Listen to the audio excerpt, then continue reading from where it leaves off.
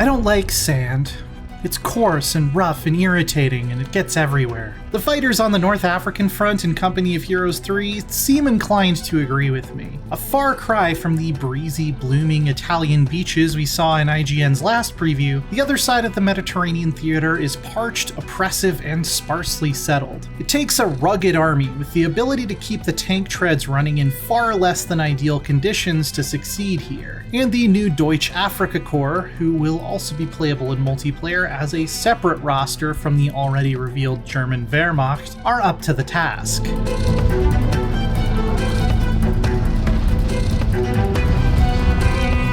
The mission I got to play involves breaking through British lines and capturing a nearby town in order to cut off their retreat. This is part of a linear Axis campaign set during the earlier years of the war that will serve as a complement to the open-ended Total War-esque Allied campaign in Italy that I looked at last year. While it certainly added to the workload, Relic wanted to provide a single-player experience more geared towards fans of old-school RTS campaigns who are more interested in the tactical battles than managing the whole theater on the strategic level.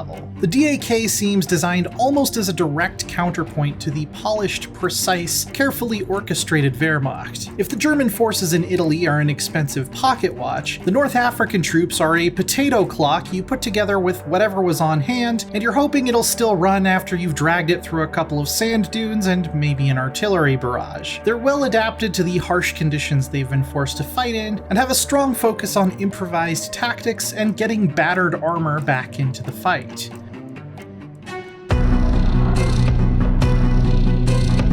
This battle philosophy is exemplified by the fact that even basic DAK infantry have the ability to repair vehicles. They're much slower at it than a dedicated engineer squad, using whatever scrap, spit, and tape happens to be lying around, but I found it particularly useful if I just needed to keep a Panzer III topped up on health between enemy waves, or an ambush by anti-tank infantry required some emergency maintenance when I didn't have anyone truly qualified nearby. DAK infantry can also ride tanks into battle, which is an excellent mobility option that doesn't rely on vulnerable trucks or half-tracks, and allows you to bring a repair squad with you wherever you go. They also get access to a dedicated repair truck, which is lightly armored but can fix up other vehicles very quickly, and even salvage destroyed friendly or enemy equipment right from the battlefield. I found this very useful for creating mobile repair areas just behind my lines where I could use a cliff or a ridge to stay out of the enemy line of fire. The other new friend joining this battle was the hulking 88mm anti-tank gun, which is so big that it requires a truck to tow it into position.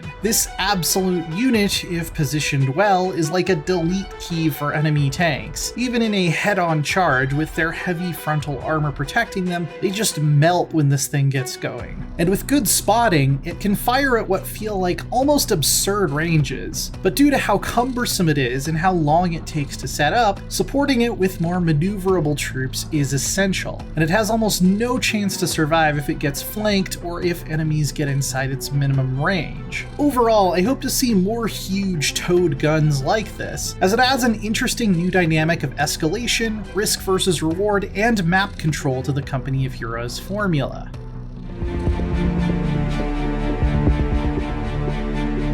The whole vibe of fighting through North Africa is also utterly different from the missions I played last time. As the Allies in Italy, you're sneaking through lush vineyards and blasting apart beautiful Renaissance churches, quite literally destroying the past to save the future. There's a persistent sense of melancholy as you think about the fact that these places would all be spectacular vacation spots if there weren't a horrible war going on. Out here in the baking dunes, there's always a sense that this is a hostile land which doesn't want you around. I'm a little bit disappointed that the sand and the heat don't actually affect your units. I think I was in the minority in that I really enjoyed the weather system and having to keep my units from freezing in Company of Heroes 2, but the lighting and architecture definitely tell a rich story nonetheless. My first task was to break through a British trench line, which I did somewhat ahistorically by Tokyo drifting my my tanks around to take advantage of the new directional armor system as much as possible. COH3's tactical pause even lets you choreograph maneuvers worthy of a Fast and Furious climax scene. With the DAC's talent for getting battered panzers back onto the front line quickly, you can afford to take more risks even with some pretty expensive units, as long as you have repair crews standing by. The next phase had me set up that chonky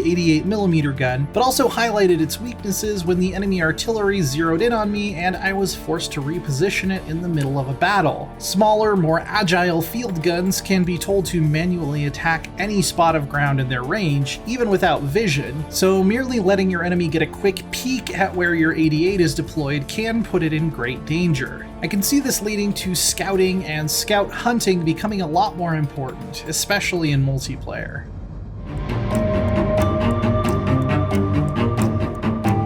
The final phase of the mission gave me a short amount of time to set up a defensive line in the town to stop the full-speed British retreat. Their units barely slowed down to engage me here, so it was really a matter of having enough firepower to make sure no one slipped through. On my first try, a couple infantry units made it past me while my big guns focused on the enemy armor and trucks, reinforcing that what looks like a formidable defensive line can be quite porous if you don't supplement it with a few machine guns or regular infantry posted up in a window. It's certainly ambitious to include two very different single-player campaigns in Company of Heroes 3, covering a large swath of the Mediterranean theater and entirely different areas of the war. The developers told me they obviously have to think carefully about how to balance these factions when, for instance, the DAC is years behind the other three technologically. In multiplayer, the remaining playable armies represent the German, British, and American forces from later in the war. The idea is that they should be able to hold their own and succeed on any map though, and won't be tuned to excel specifically in the desert at the expense of other environments. If you don't want to take my word for it though, you can try out the mission yourself starting today and running through July 19th. Stay tuned for much more Company of Heroes 3 coverage later this year, right here on IGN.